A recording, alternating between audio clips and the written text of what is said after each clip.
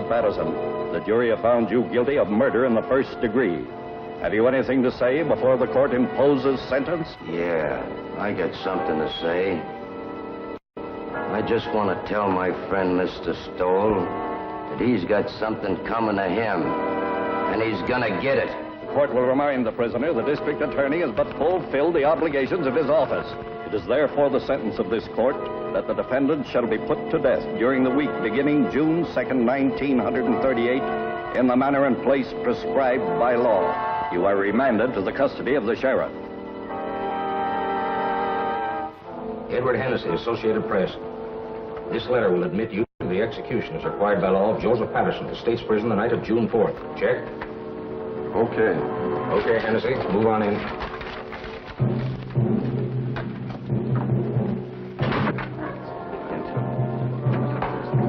Better save some of that till you come out. Well, boys, it looks like Patterson's going to get it all right. Yep, he gets it this time. The DA sure killed the reprieve. Went to the governor himself. He's a tough hombre, all right, all right. Who, Patterson? No, Stowell, the district attorney. You said it. All right, boys. This way, please.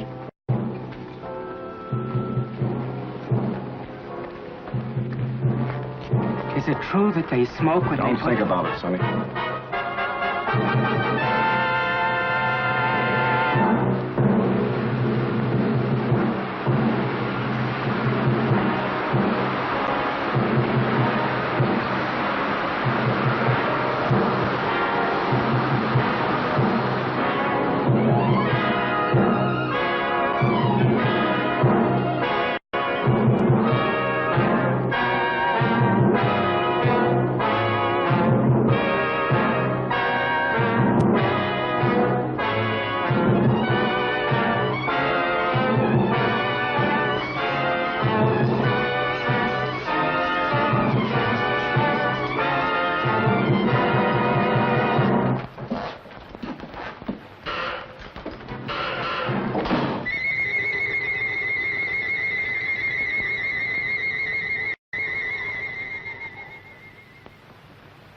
Well, that's that. He thought of you right to the end, Mr. Stowell. Wilshire, Sharpie, Wilshires, they're all Wilshires. You'd think life owed them something. This Patterson bumped off 4 himself, and how many others he's had knocked off I couldn't even guess. But when it comes time for him to pay off, look at the squawk he makes. Well, we can check off another on the old adding machine. 11 in 18 months.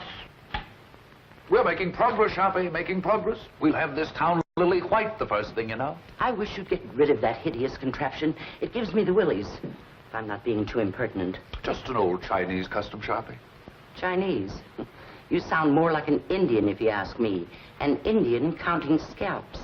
It's my job to count scalps. It's still a life for a life, so far as I'm concerned, and will be till they rewrite those law books over there. For you, Miss Sharp. Oh, thank you, Sonny. You're welcome, Sharpie. The governor returned the record of the Patterson confession. I'd like to have seen his face when he listened to it. Patterson didn't have a chance. Through with it? I'll take it home and put it with the collection. I should think you'd have enough of them now. Don't be unkind to me this lovely morning, Sharpie. What about the mail? Oh, nothing much. Another clipping from the Tattlers column. Another one? Not a boost this time. Or maybe it is. I never can tell about those things. Read it to me. Not at all, you gossips. Not at all. The wife's boyfriend has the DA's okay. Are you suspicious, Sharpie? No. Oh, Phil's a nice youngster. And you wouldn't have me keep a lady chained up in a vault at home? Or would you? No, except that I've heard that husbands should go home once in a while. And I've also heard there's more to life than crime. You certainly keep your ear to the ground. And I've also heard that tonight, if I'm not being too impertinent... Yes? Kirk and Murphy are here. Send him in. It's Kirk and Murphy. They've been working on that telephone thread. Yesterday's... We traced that call, Chief. Hello, Sharpie. Came from a drugstore over on Christopher Street, but there are no guesses. A lot of Patterson's boys hang out in the joint, but you can't pin it on any of them. It's a pay station. Everybody on the street uses it. Yeah, going all the time. Better forget it, Kirk. Probably cold now anyway. I don't know. Patterson's boys are pretty much head up. I wouldn't worry. I figure they wanted to give me the business yesterday before I got to the governor. But it's too late now. They all want to get you, Murphy, when you first send them up. But prison cools them off. There'd be no prosecutors if it didn't. Burning doesn't cool off the relatives any, Mr. Stowell. I'd keep an eye out if I were you. Patterson's got no relatives. Only a kid cousin, and he's in Mexico. Thanks, boys. Thanks. Right, you'll forget it. Keep moving, Sharpie. Oh, Chief, you sitting in on that quiz tonight? You bet. I wouldn't miss that. Okay. Are you serious? If I'm you're not being too impertinent. Oh, serious about what? You're going to that quiz tonight. Of course I'm going. Yes? Oh, put her on. It's Mrs. Stowell. Hello, darling. Yes, this is a surprise. We were just talking about you, Sharpie and I. Of course it was nice. Today? Yes, this is the 5th. Yes, Lucy? I should say I do know. Of course, darling, it's your birthday. You thought I'd forgotten. I should say not. Certainly, darling, I'll be home early. We'll put on our good clothes and make a night of it. Dinner in the theater. That's right, Lucy. And darling, there's a package on the way, but don't open it till I get there. Absolutely. I'll be home early. Absolutely. Thanks, Sharpie, thanks. I don't know what I'd have done. Just my ear to the ground again. I tried to tell you. That gift on the way idea was an inspiration. I'd never have been forgiven. I told Tregani's to send a tray down for selection. A pair of diamond clips would be nice. Small ones. I'd forgotten completely. I'm a fine husband, I am. I'll order the flowers. Orchids, don't you think? Yes, that would be fine. I'll telephone Mr. Kirk not to expect you at the quiz tonight. Yes, I suppose I'll have to miss that. Unless you plan to be in 2 places at once. Too bad, though. I should be in on that. Are you going home or not? Yes, oh yes, I'm going home. Don't worry, Sharpie. I'm glad of that. I don't know of anybody just now who could take your place. 10, 15, 24 left to go, Sharpie.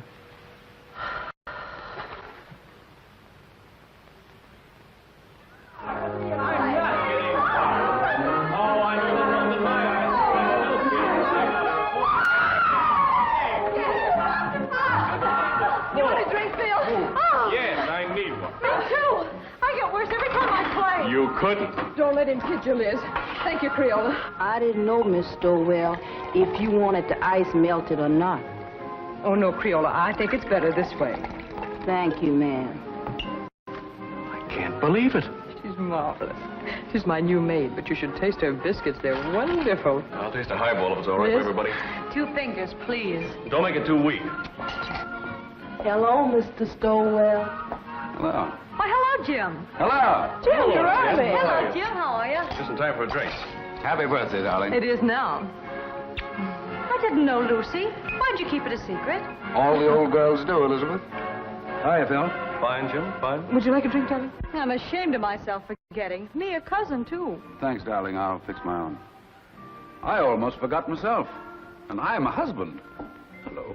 New glasses? Well, the set's from Phil. Isn't it lovely? Birthday present? Oh, they're just replacements for the ones I break. So you remembered. Well, that was nice of you, Phil. Seems I saw something in the papers recently about Lucy and Phil, didn't I? Just a bit of scandal. I can't get away with a thing. I saw that. I wish it hadn't gotten the newspapers, though.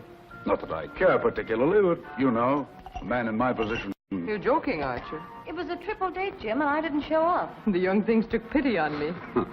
You don't think I'm serious? You don't think I suspect Lucy, do you? I didn't know what to think. You know, when you're talking to a district attorney. Well, I hope I'm not bringing my job home with me, Elizabeth. Monster though I'm supposed to be. Caesar's wife must be above suspicion. To Caesar's wife. Wait a minute, John. Do you know what happened to Caesar's wife? Something dreadful. He killed her. Deader than a doornail. Oh. Well, let's just drink to Lucy. To Lucy. Thank you, darling. Hey, Mr. Stowell. Yes, Creola. Telephone. Who is it, Creola? Who is it? It's the gentleman who works in your office, Mr. Stowell. It's Mr. Curry. Oh. Oh, please, Jim. Oh, of course, darling, of course. What's the matter with me? Tell Mr. Kirk I'm not in. And Creola, I'm into nobody from now on. Understand? Nobody. Yes, sir. I understand. You just ain't in. I still don't believe it. Sometimes I wonder if Jim is my husband or just district attorney. How goes it at the university, Phil? I'm on my last postgraduate course right now. Political science. Do you know, after this, I'm afraid I'm going to have to go out and go to work? He hates to give up watching football practice. Come on, Einstein. We've got to go. I'm going to make him study tonight or bust. Let's bust. A great, big, beautiful bust all over town. What do you say? Oh, you ninny, come on. Thanks, Lucy, for the game and the drink. See you soon. Bye-bye. Happy Goodbye, birthday. kid. Thank you. Good-looking pair of kids. Nice, too. I wonder if they'll ever get married. Mr. Stowell, I told the gentleman you said you wasn't in, but he didn't believe me, Mr. Stowell. He says to tell you it was important, and to tell you that the cousin from Mexico was in town. But he didn't say what cousin, Mr. Stowell. That's all right, Crayola. Thank you. You welcome. What does that mean, Jim? The cousin from Mexico? Nothing at all. Kirk shouldn't bother me here with details. Well, we'd better go along then. We'll have to hurry if we're going to dress. There's no place to hurry to when I'm with you. Darling.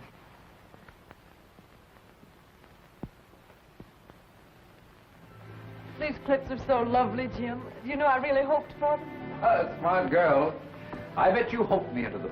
Well, don't people say that if you hope hard enough for anything, it comes true? Only foolish people, darling. Hope's a cheat, and not a very kind one. Must you be cynical tonight? Oh, don't listen to me. Hope is fine, darling.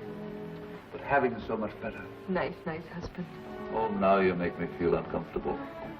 I've got a confession to make. The clips weren't really my idea. They weren't? No. Sharpie thought of them. In fact, Sharpie thought of your birthday. Oh, Jim. Oh, it's the awful truth. I forgot. Well, I wouldn't let it bother me. Sometimes I wonder how you manage to remember as many things as you do. And you're the only thing in the world really worth remembering. That's nicer than any present, Jim. Except I didn't remember. But someday I will. Someday I'll stack up all the things I've forgotten in one huge celebration for you. And will that be a day? This day, this nice small day is all right. Just having you home again like this is enough.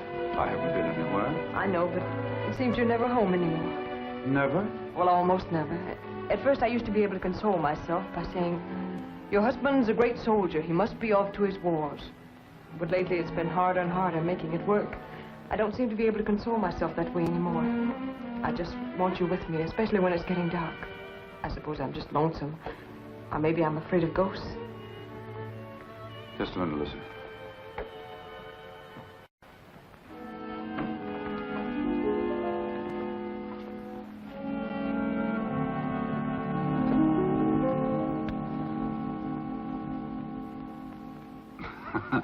Just in case of ghosts. Jim, must you carry a gun even on our night out? It's nothing, darling. What the well-dressed man must wear. That doesn't sound like you, Jim. I know you're just trying to put my mind at ease, but you didn't used to joke about things like this. It's nothing, Lucy, I promise you. But it isn't nothing. When you scolded Liz this afternoon when she was joking about Phil and me, you said you didn't want to bring your job home with you. Now you are bringing it home with you. You really mean it, Lucy? Well, look, Jim, we can't even go out on a birthday celebration without your being armed. I'm sorry, Lucy. But it isn't as serious as you think. The gun has made everything sort of melodramatic. But I didn't realize that I was bringing the job home with me. Sharpie accused me of it, but I wouldn't listen. I've been wrong. I stand convicted. Pardon me, Governor, and I promise it won't happen again. But it isn't just the gun, Jim. I know, darling, it's me. It's the job. It's everything about me. Yes, Crayola? These just come. Orchid. Oh, this is my birthday. Jim, you're a darling. You're a considerate, impeccable husband. And I'm ashamed of myself for saying the things I did a few minutes ago. Now I'm caught again. Caught? Sharpie thought of the flowers, too. Oh, dear. Well, anyway, this is my birthday. I'll try to think of something original before the evening's over now.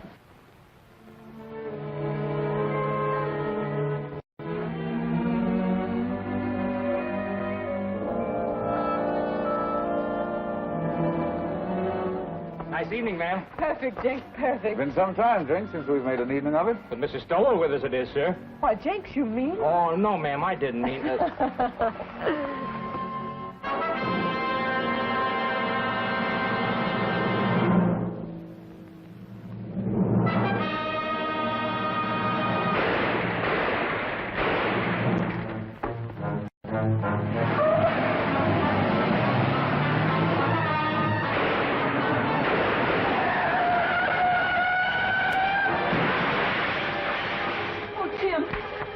Jenks, call an ambulance.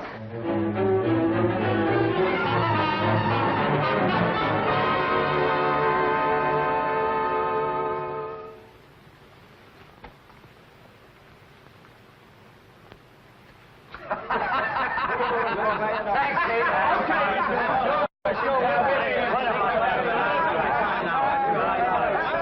do you say, gentlemen? What about giving a dead man a break? And let it show on the front pages. You're marvelous, Jim. You couldn't have done it better if you'd planned it. It's a great break. And all for a nick in the elbow. That's luck, man, and you deserve it. I'd like to have quizzed that kid before he died. Cigarette? I never use them. No, Jim, it's better the way it happened. It's a closed book. We've had enough Patterson. I'd like to have had those newspaper boys in here last night when they were operating. You look good and sick. The doc wouldn't stand for it. We'd have had a great break in the morning papers. Well, the afternoon papers are not to be sneezed at in this town. No, sir. If this were election year, we could snap you right into City Hall. Easy, just like that. Thanks, Dan. Thanks, nothing. I'm doing you no favors I'm not doing myself. Well, you've got this town by the ear, sir, by its long, hairy ear. You're a hero, that's what you are. Well, goodbye, Jim. I'll be in later with the papers. Right. See you later.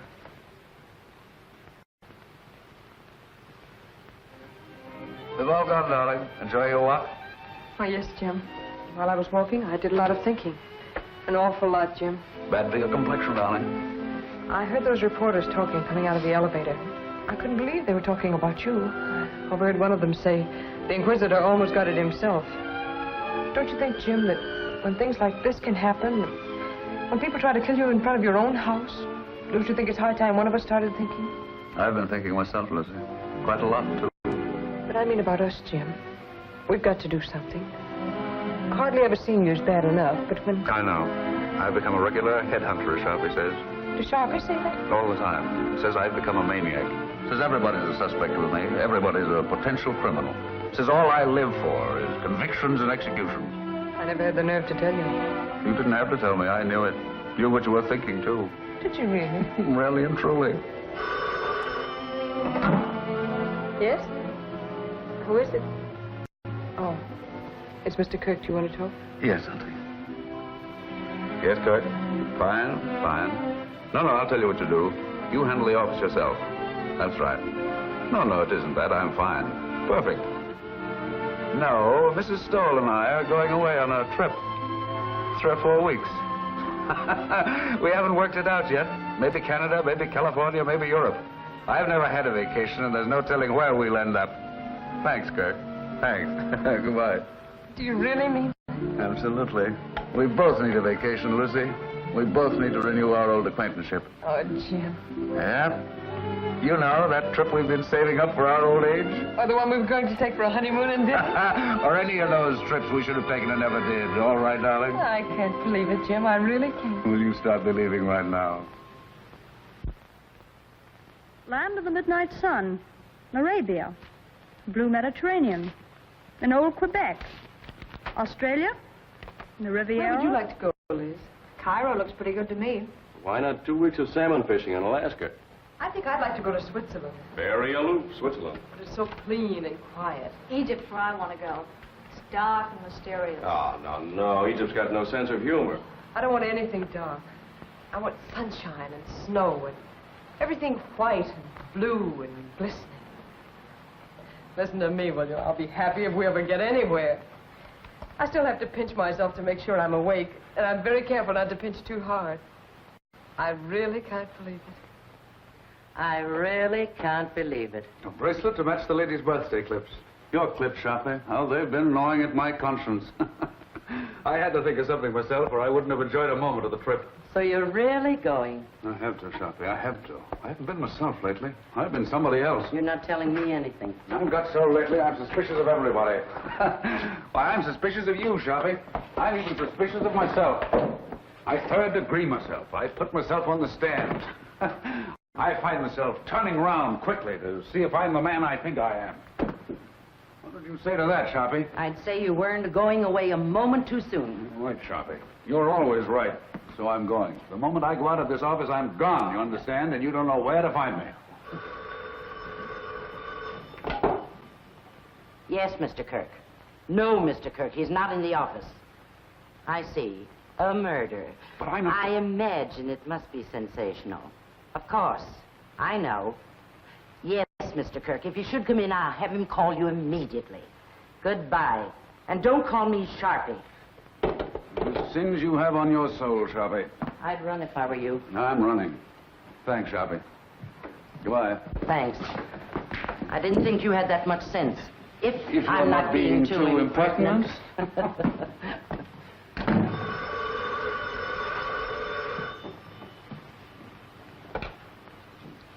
Sorry, Mr. Stowell's not in the office, and I don't know where to find him.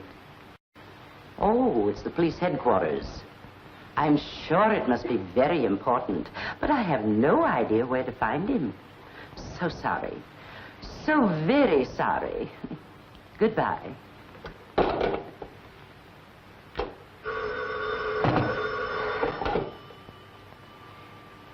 Sorry, he's not here, Captain. Oh, the McAllen murder. That is important. But I don't know where to reach him. You see, Mr. Stowell's gone away on a vacation. I'm so sorry. So very sorry. Goodbye.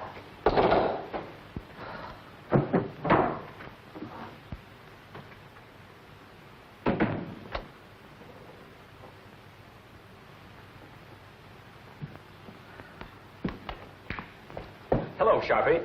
Where's the chief? I haven't the faintest idea. Well, I've got to get a hold of him. Dr. Shaw McAllen just shot his wife. Oh, indeed. Scoop Kirk. Well, it's the biggest thing that's broken around here in years. You know him, Sharpie, the Pittsburgh McAllens. Millionaires. He teaches up at the university. I'm sorry, Mr. Kirk, but Mr. Stowell is away on a vacation. Well, he can't have gone very far. He was here half hour ago. I know, but he was moving mighty fast. Yes, Lieutenant, what can I do for you? I wondered if you had located Mr. Stowell yet. He's gone. Sharpie says he's gone on a vacation. Oh, that's too bad. They're bringing McAllen over here. I figured Jim would want to question him. He won't open his mouth. Well, I'll question him. What did you pick up, Fred? Oh, the same old story. He was crazy about her and found her with another man. You know, I remember something about her. Didn't his family kick him out when he married her? Without a cent. Come on.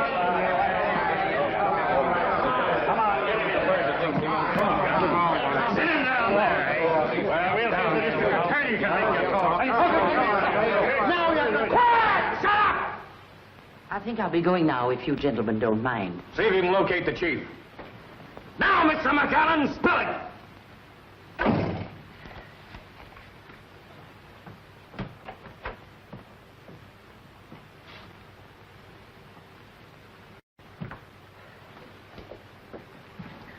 Lock up when they're all through, Pinky.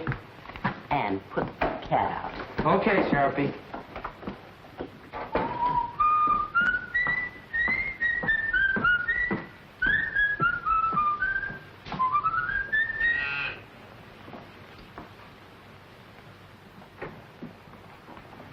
I'll only be a moment, Joe. I left something in my office.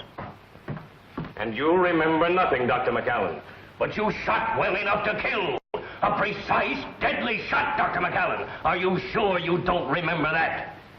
Your silence has no point, Dr. McAllen. When you shot to kill, when your gun spoke, you spoke. It's too late now for silence, Dr. McAllen. You're an educated man. You know men have been shooting faithless wives since time began. No, Mr. Kirk.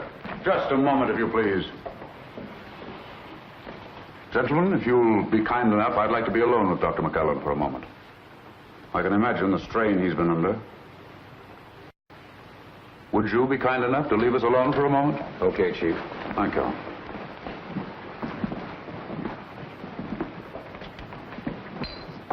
I'm sorry, Dr. McAllen. We've been so inconsiderate. Sometimes my men allow their ambitions to run away with them.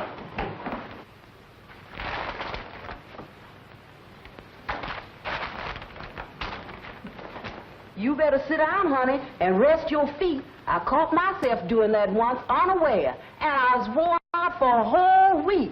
Now, that's bad. You may not never get over it. It'll do you good to get the whole thing off your chest. There's no use of talking, Mr. Stowell. There's no use of anything now.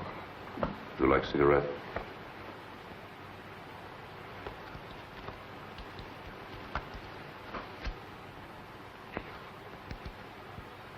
Drink?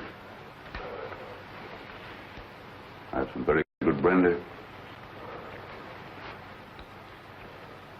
I don't want you to talk if you don't feel like it. I just want you to know we're not monsters here.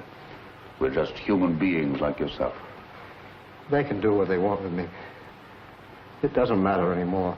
But he's going to do anything to you, Dr. McAllen. I'm not trying to hide anything. I shot my wife. I killed her.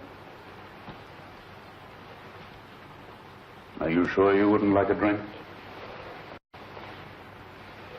I suppose it all happened suddenly. Only this afternoon. Only a few hours ago. I was leaving home for class. When I realized it was raining, I went back for my raincoat. It was then I saw her.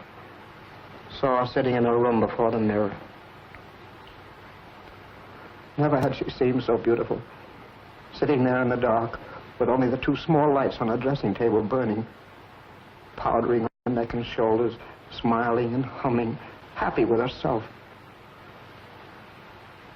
Never had she seemed so beautiful as at that moment, with the mirror light shining up on her face, and the rain beating on the window behind her. All husbands have moments like that. And at that moment, I realized how terribly I'd neglected her. Oh, I know it sounds horrible now, but it was for her sake I neglected her. For her sake, I worked, studied. I wanted her to have good things, and we were poor, very poor. I understand. You watched your wife before the mirror. And as I watched her, I said to myself I would never neglect her again. And then I tiptoed across the room to the dressing table. With her humming, she didn't hear me. I leaned down quickly and kissed her. Instantly, the moment I kissed her, she shivered. Her flesh became goosepimply as with cold. I saw her face in the mirror looking up at me, and all its happiness was gone. On it was a look of revulsion. I was speechless, stunned. I see. The Japanese have an expression. A woman tells the truth to her mirror. And then she recovered and looked up at me and laughed and said, "You should know better than to ruin a lady's makeup." She began to powder the spot on her neck where I'd kissed her. And she got to her feet and kissed me on the cheek. "I've got to run along," she said. "I'm playing bridge at Sonia's. I'll see you for dinner." She ran out. I stood, still speechless, and watched her go. I see. And that was how it began. My brain was on fire. I was sure there was only one explanation.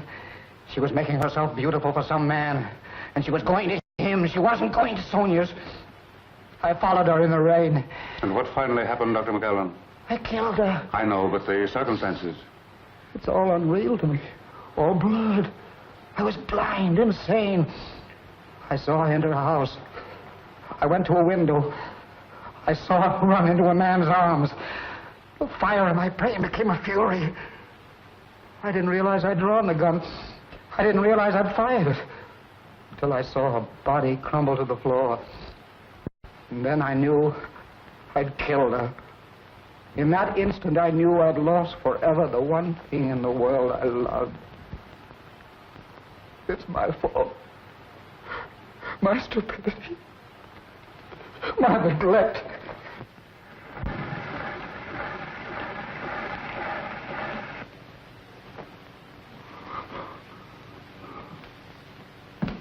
Kirk, better get him out of here. Looks as if you'll have to give him a lift. Come on, let's get going. Better have the doctor give him a shot or something. A sleep will do him good. Did you get it recorded? Yes, sir. Every word of it. It's right there. We've got a written transcription, too. They'll send him to the chair. Did you ever hear such a fairy tale in your life? The kiss before the mirror. I don't know, Chief. You know, that's the way things like that sometimes start. Oh, you should be smarter, Kirk. His emotional upset fooled you. Well, that was genuine enough. But the kiss before the mirror story, that's something else again. Wait till a jury hears it, with the proper commentary by the prosecution, I mean. You want to transfer the cylinder? No. I like it flat. I can play the whole thing through then. I think I'll take it home and lock it up. Keep this quiet. The McAllen family will probably leap to the rescue with their millions now the wife is out of the way. And by tomorrow, they'll have all the legal brains in the country lined up against us. They'll repudiate the confession. They'll repudiate it, all right. But if we don't mention it, they won't worry about it. That is, until we spring it. And I have an idea something can be made of it at the right time. It's going to be a battle. I won't say a word. Oh, you wanted this? Oh, that's something else. I forgot this earlier.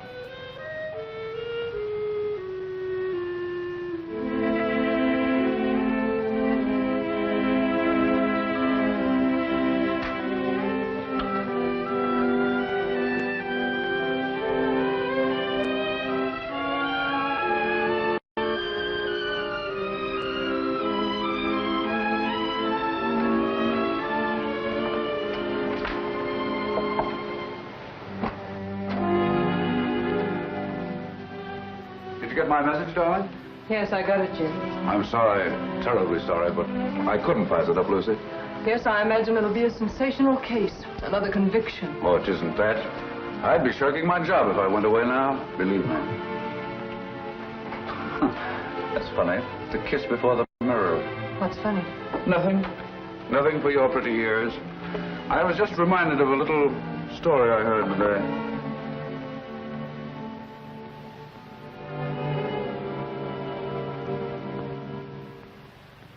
Dave Morrow to defend McAllen. Famous criminal lawyer engages family rallies to professor's aid.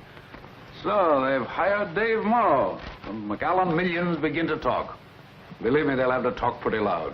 Boys down the street, there's no one saying he'll buy his way out. I'd like to see someone try it.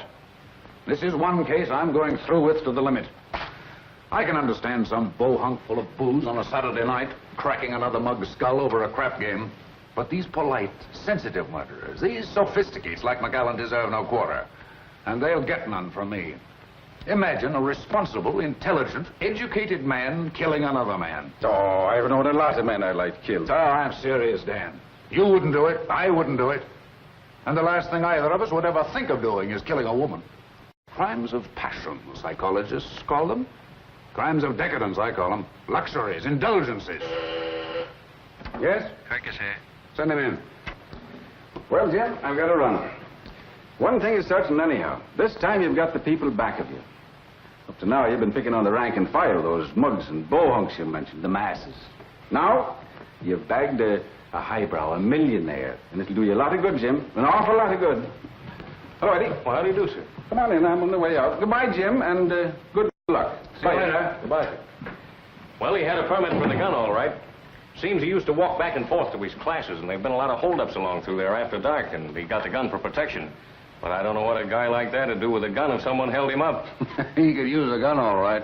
That's the late Mrs. McAllen. Any news of the other man? Vanished completely. Not a sign or a trace of him. He was just a lodger there. Suppose McAllen knew this man. Suppose the whole thing was framed. No, I don't believe McAllen could frame anything. I've had a rule all my life, Kirk. Never take any human being for granted. Just think what getting rid of his wife would mean. His family's forgiveness. Return to the security of millions. A chance to follow his studies and comfort. What is he professor of, anyway? Political science. Oh, yes, I remember. See what an opportunity this man would offer?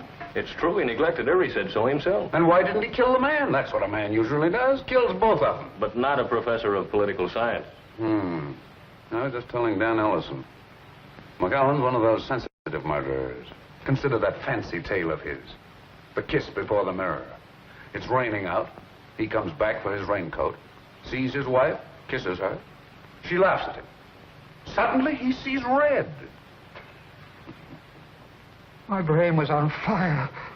I was sure there was only one explanation. She was making herself beautiful for some man. And she was going to him. She wasn't going to Sonia's. I followed her in the rain. And what finally happened, Dr. McAllen? I killed her. I know, but the circumstances. It's all unreal to me. All blood. I was blind, insane. I saw her enter a house. I went to a window. I saw her run into a man's arms. The fire in my brain became a fury. I didn't realize I'd drawn the gun. I didn't realize I'd fired it. Until I saw her body crumble to the floor. And then I knew I'd killed her. In that instant, I knew I'd lost forever the one thing in the world I loved. It's my fault. My stupidity.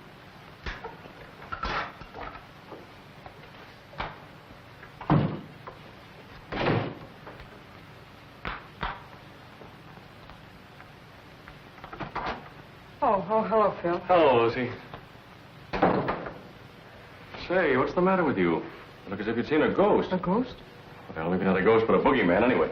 Oh, no, I've just been sort of moping around. No fooling now. What's the matter? Nothing, just these early summer evenings, I suppose. I'm afraid I'm a little weepy every now and then, Phil. I'm also afraid I enjoy it. In the first place, you shouldn't sit in the dark. And don't give me that sad business about these early summer evenings. Your trip's been called off. That's it, isn't it? That's it. Sit down, Phil. I know. It's a tough break all the way around. You know, Lucy, Dr. McAllen was my prof in political science at the university. He was a great little man. I imagine he was. He was like a child, so lovable and simple. Everybody at the university knew about his wife except him. I wonder how he came to find it out. Let's go out on the terrace. It's so close in here.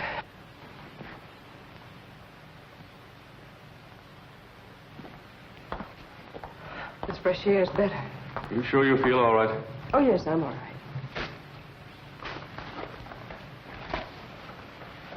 It was Dr. McAllen I came over to talk about, but perhaps I better let it go. You seem to have enough bother. Oh, go ahead, Phil. I'm fine now. Well, Lucy, it's just that I'd like to see the poor gent get some sort of a break. I guess there's no doubt he shot her, but, well, I thought if Jim knew what a terrible woman she was and what a sweet little man he is, it might help. He might be lenient anyway. And I thought if you could... If I could speak to Jim? Yes, Lucy, if you could. Because I could never do it. It'd be a waste of time, Phil. Well, I thought, knowing Dr. McAllen... I know, but there's nothing you can do nor we can do. When Jim gets on a case like this, he's different. He's a stranger. His job becomes a mania with him. I don't know him. I don't understand him. I'm even afraid of him. I'm really sorry I mentioned this. Oh, I guess it isn't as bad as it sounds, Phil. Jim's always thoughtful and gracious with me. It's just that other side of it. I understand perfectly. That's a tough racket he's in. I'm sorry I bothered you. I wish I could be of help. Well, I wish I could be of some help to you, Lucy. And when Jim is off on one of those cases, you know, I mean, whenever you need some laughs, why, give me a ring, will you? Oh, thanks, Phil.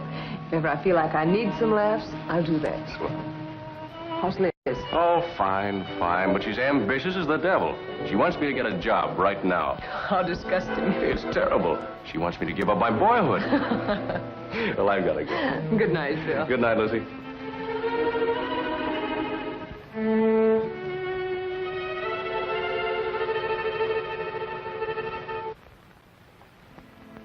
Oh, I didn't know you were here, Jim. How long have you been home? Just a few minutes. Out for a walk? No, Phil dropped over. We've been out on the terrace talking. Phil likes the dark, too.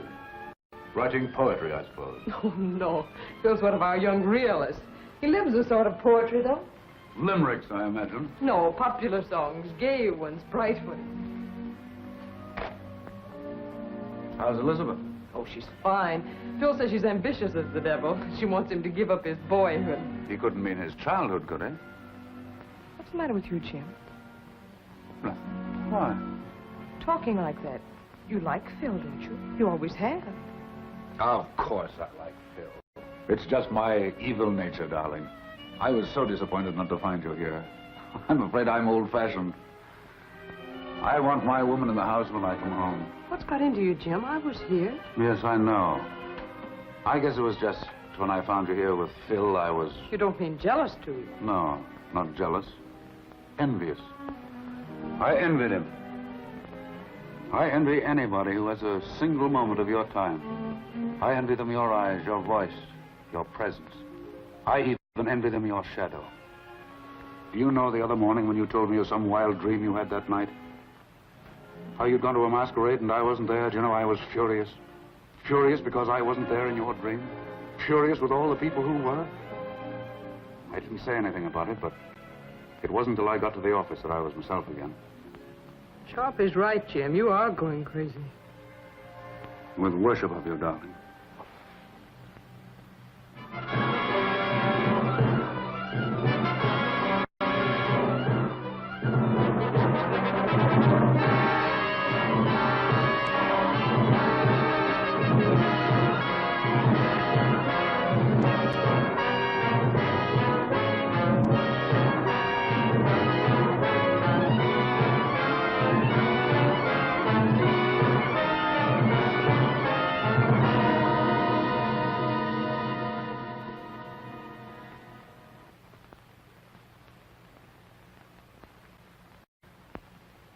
I'll bet they had some idea like that. More coffee? Like what?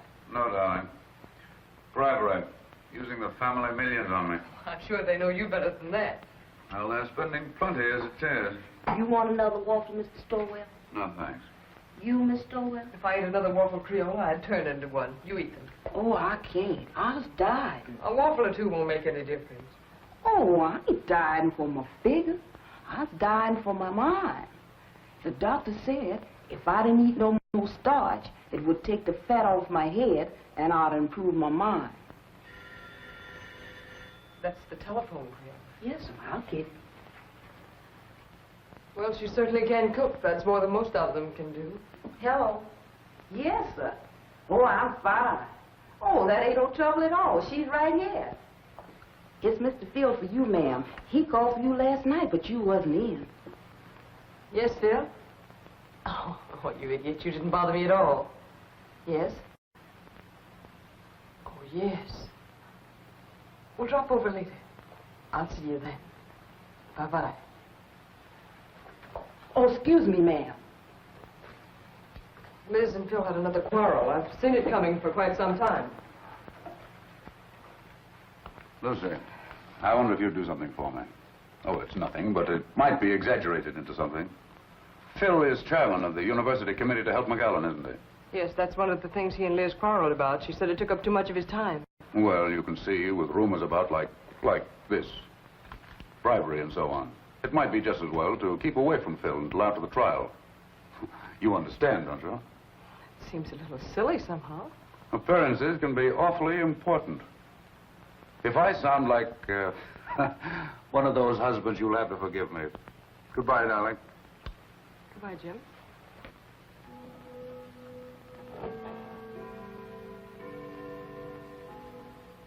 No, Dave, the job was premeditated, and I'm pretty sure I can prove it in court. Aren't you going just a little bit out of your way, Jim? I'm not just talking as his attorney when I say that he was not in his right mind. I know, you're just talking as an old friend. Now, I've defended many a criminal, and if McAllen's one, I'm giving up the profession. Believe me, if ever a man was insane, he was. So, it's insanity again, Dave. I suppose you've got your battery of psychologists and experts all lined up.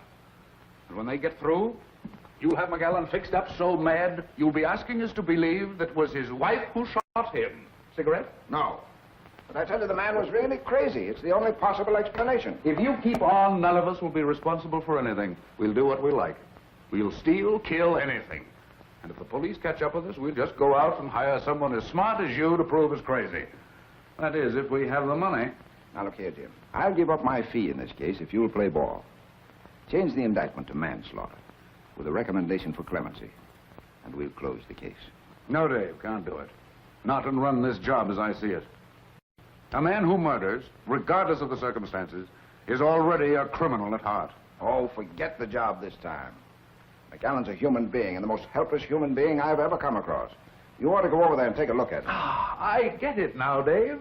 You're just giving me the human interest business. No, Jim. This is no trick. I tell you, McAllen is just a man like the rest of us. A man who is madly in love with his wife and blind with jealousy. Why, what happened to him might have happened to any of us. Might have happened to me or to you. Stop your kidding, Dave. See you in court. He looks as if you'd pinned his ears back. Don't let looks fool you, Kirk. Ma's a tough and wily gentleman. We've got a fight on our hands. Choppy, will you send 24 long-stemmed roses to Mrs. Stowell right away? White ones. Any card? Any special sentiment? No, just for me. They're conscience flowers. Are you sure 2 dozen will be enough? 2 dozen will be plenty. Yes, Kurt. Tomorrow's going to be tough. But I'll send his psychologists and experts screaming back to Vienna when I get through with them. Wait till I spring that confession. A kiss before the mirror.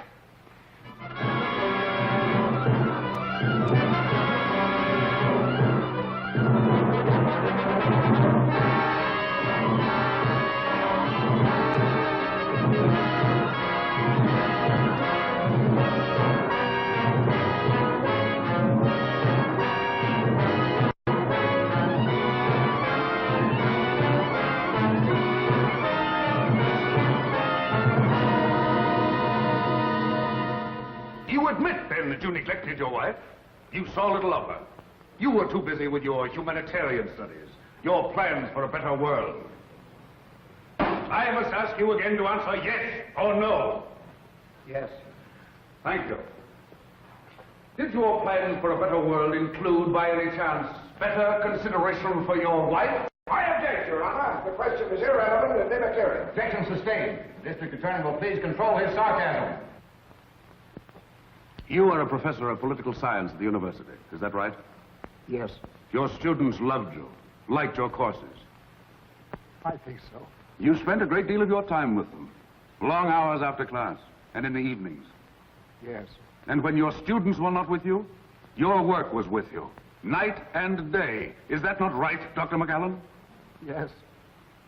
How long would you say, Dr. McAllen, how long was it before your wife's death that you took her out, say, to dinner, to a party, to the theater? I object, Your Honor. The question is irrelevant. Objection overruled. The district attorney may continue. How long, Doctor? A month? 2 months? 3 months? About 3 months. This, then, is the woman you loved. This woman you did not think enough of to be a companion to in her ordinary life. This woman you left to weep her heart out in her own loneliness. This is the woman you say you loved with a passion, with a madness that drove you to kill? I object, Your Honor. I object. Order! Order! Ladies and gentlemen, be seated. Order! Evening paper, ma'am. Mac Allen collapses on the witness stand. Thank you, Creole. You're welcome. Cracked after 2-hour grill by District Attorney Stowell.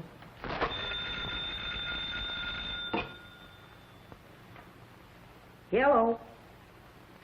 It's the telephone, ma'am. Who is it, Creole? It's for you, ma'am.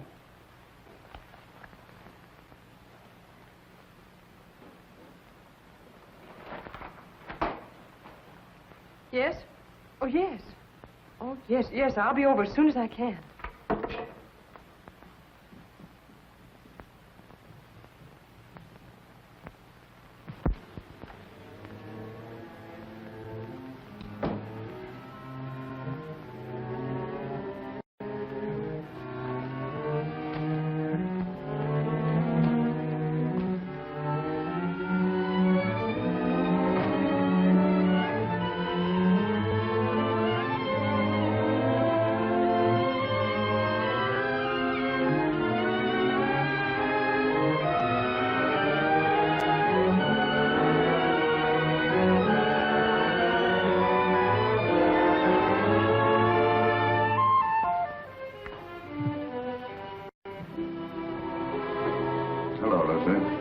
I didn't expect you home so early.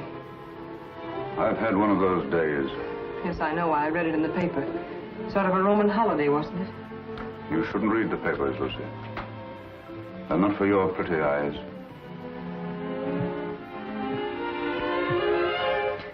Jim. What's the matter, Lucy? Nothing, Jim. I have to go to Elizabeth's for a few minutes. I wish you didn't have to go out tonight, Lucy. I'm sorry, Jim, but I have to. I'll be back before dinner.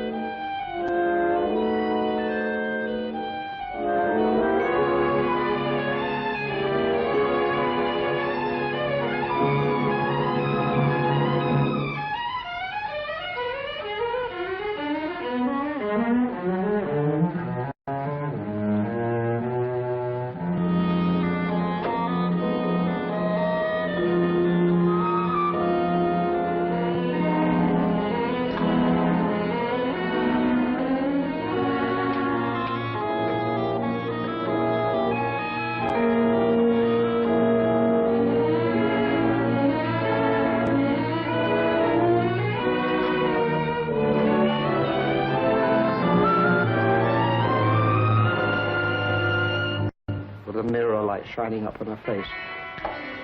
I leaned down quickly and kissed her. Instantly, the moment I kissed her, she shivered.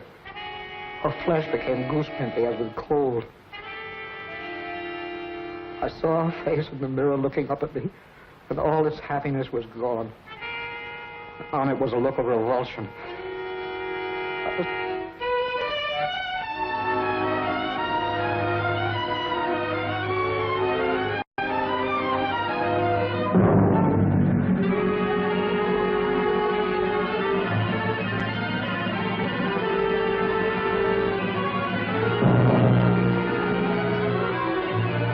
Better wait.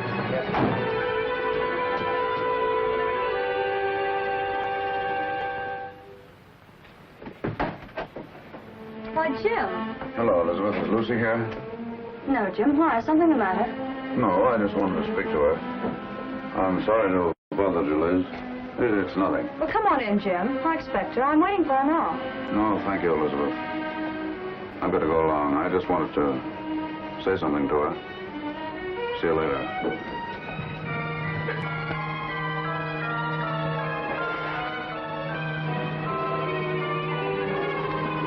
406 Maple Drive. You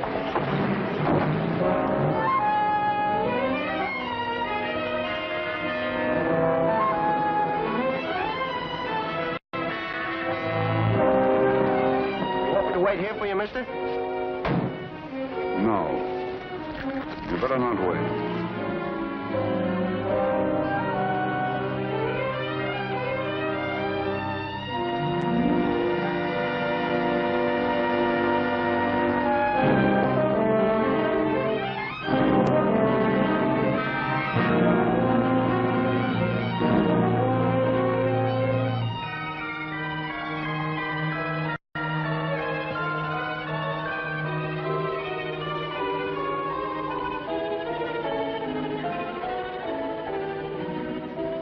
Herself beautiful for some man. And she was going to him. She wasn't going to Sonia's. I followed her in the rain. It's all unreal to me.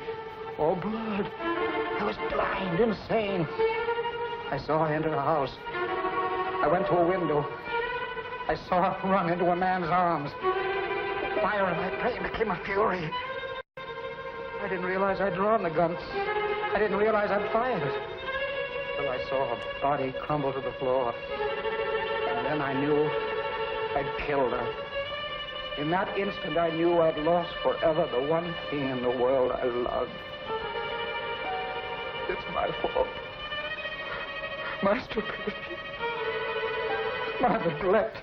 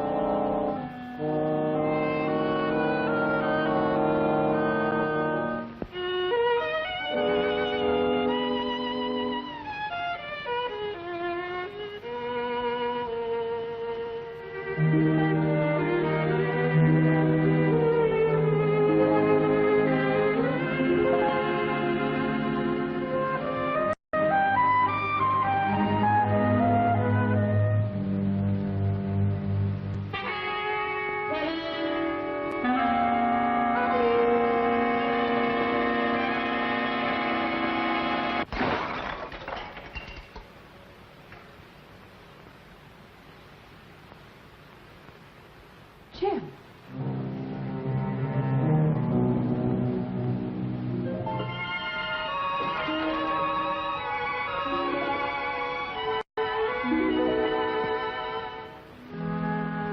It was a stupid record.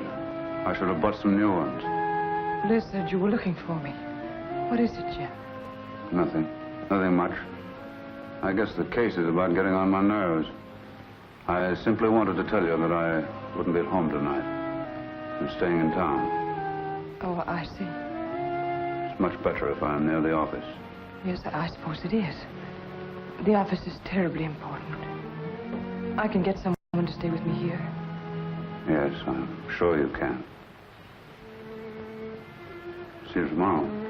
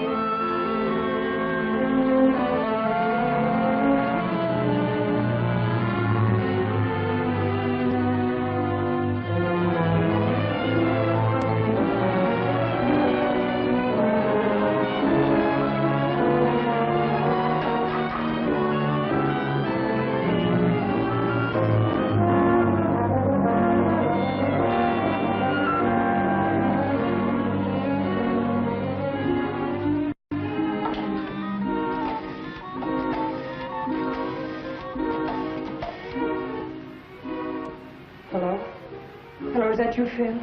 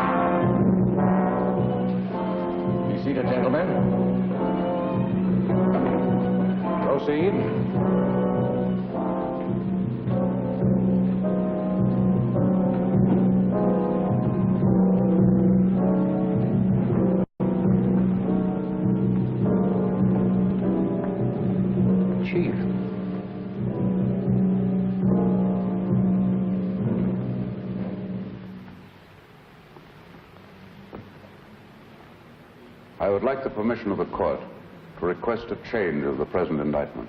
In the form in which it was returned? In its form and in its intention. This request is quite unusual. But I beg Your Honor to believe it has nonetheless been most carefully considered. The jury will please retire.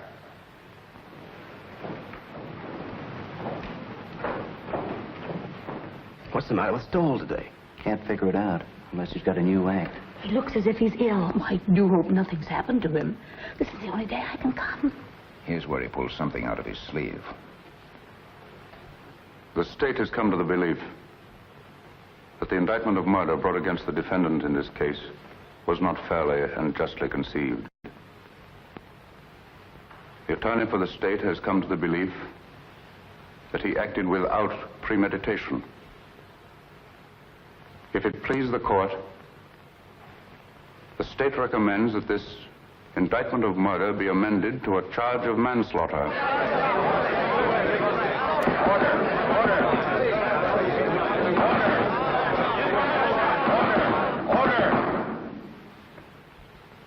This is a serious recommendation. May the court ask what consideration led the attorney for the state so to change his conviction? An unusual consideration. Since the adjournment of court yesterday, he has had experience with a case that, to a great extent, parallels this. In fact, is extraordinarily similar to it. And his findings in that case have urged him to reconsider this. He realizes, especially in view of rumors that have been afoot, the grave charges he leaves himself open to in making this recommendation, but he implores the court to believe that there are unimaginable moments when a man, a poor, weak man, jealous, blind, frantic, may kill the one he loves more than anyone, more than anything on earth, may kill her by some strange, tragic perversity, and in killing her condemn himself to a life of sorrow and regret. And that, not death, is his punishment. And believe him, Your Honor, it can be a terrible one.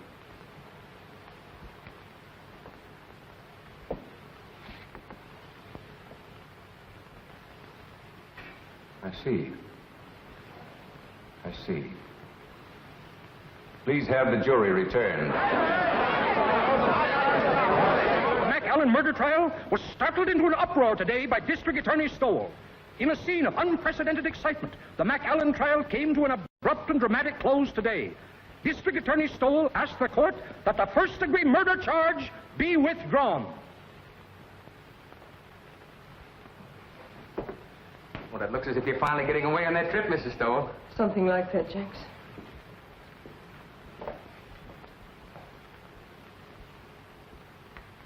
Miss Stowell! Miss Stowell, you should hear Miss Stowell. That's it, Creola. Mr. Stowell just let that McAllen man go. You let him go? Yeah, something like that. You just come on in and listen, Miss Stowell.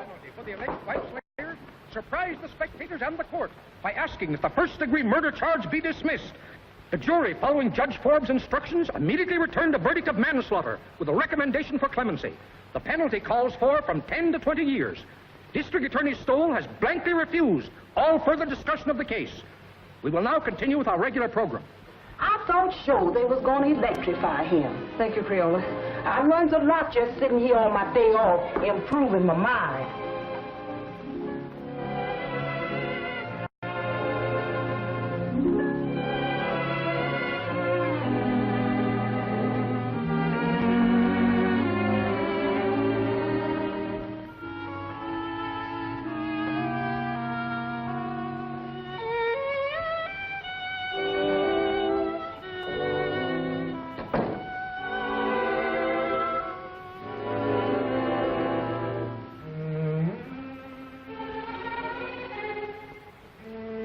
I saw Jenks outside. I know it's too late for regrets, Lucy. I've been mad. Mad. There's no other word for it.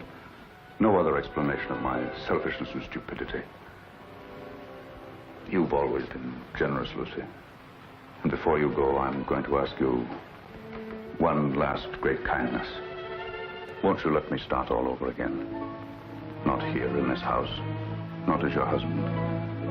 Not even as an old friend, but just as if we'd only met. Strangers, meeting for the first time. Like that first snowy day in New Haven. And let me try to win you back. I don't know, Jim. When you walked out last night, it seemed that your job, the prosecutor, had won. Believe me, Lucy, I didn't know. I didn't realize what had happened between us until yesterday when I saw you sitting before the mirror. When you kissed me? Yes, when I came home. I hated you then. I just read your cross-examination of McAllen and how he collapsed on the witness stand. And you seemed to me more of an executioner than an attorney. I know. I understand, Lucy. And afterwards, when you left the room, I realized the truth for the first time. Hello, folks. I want you all to meet the young lady's husband. We were married before breakfast. Oh, Liz, I'm so happy. I don't know what I'm crying for. Come here, bride. Kiss Mr. Stowell. After all, it was his wife that did it. That's right, Jim. He was really going to run out. Don't I know? When I was over there last night, he had his bags all packed. My bag, you mean? All the happiness in the world, Elizabeth. Thanks, Jim. I don't have to wish you happiness, Phil. You have it. Thank you, Jim. I hate to admit it in front of two women, but I think you're right. Thank you, sir. Oh, Jim, isn't there a bottle of wine on ice? Not now, Jim. Save it until we get back. Come on, Victor, we better run. On to Niagara Falls. To Niagara Falls? Phil insists. He wants to be different. We're going to drive up in the flivver, and I tie the tin can and ribbons out all by myself. And he's made one of those just married signs, too. Didn't I read somewhere about the bridge over the falls being done? Well, we can still send postcards. That was a marvelous thing you did today. You're a great man, Jim. Hardly. I just came to my senses, that's all, Phil. Well, come on, Liz. We've got to be moving. Well, goodbye, Phil. Goodbye, Jim. Goodbye, Lucy. Goodbye. Good luck. Thanks again, darling. Forget it. Ring us up when you get back. Come on, Mama. We got to go. Don't call me Mama. I don't like it. Well, you better get used to it. Hello. It's the telephone, Mr. Stowell. Who is it, Creola? It's that Mr. Allison from the office, and he said it was most urgent. No, Dan. Oh, I've had enough of the job. Enough for a while, anyway. That's right. No, I won't do it. No, I'm not resigning, Dan. The job's all right. The trouble's with me. I've just got wise to myself. But, Jim, the newspaper boys are packed outside, and there's some pretty nasty talk going around. Yes, bribery. The McAllen millions, you know what I mean. Let them talk. Let them investigate. Let them do what they like. I'll take care of them all when I get back. Let me talk to Sharpie. Yes, Mr. Stowell. With the greatest of pleasure.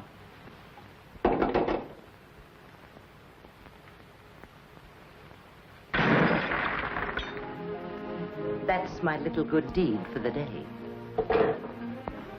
Never mind that, Jenks. And please bring the other bags back. I won't be going for a few days. Yes, ma'am. At first, I couldn't believe my ears. Someday, darling, I'll tell you a story and you won't believe your ears. About us?